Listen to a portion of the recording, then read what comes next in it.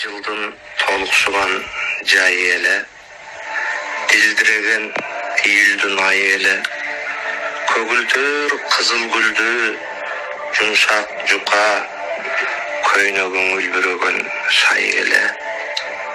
Кучактасам буралып кылыктанып, көкүрөгүң моюнуң күн жыттанып, бир таман жол керетелеп келе жаттык.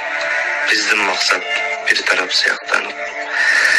Кызыл көгүн батыш жак оттой жанып, кыналыштык байкоостон токтой калып, чоочуркаган сезимдер үйүр алып, чопулдаш дериндер чоктой жанып, айланады тынчадык анан, азгырыктан кайрылып араң чегирткенин, баканын, жел аргынын үнү калды жүрөктү жаралаган.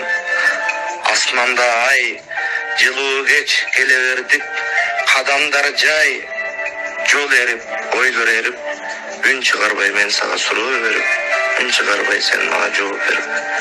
Сени коңшу айылга, мени шаарга, өктүм тагдыр ыргытты акырана, биз бараткан таман жол асфальтталып, бир да жери окшобойт азырага.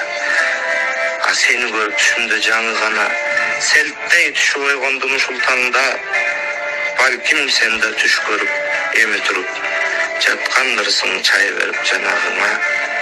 Мен болсо зар болуп карааныңа, азыр жөнөйм шаардын чоң базарына, көгүш кызыл гүлү бар жумшак жука, көйнөк алып беремин аялыма.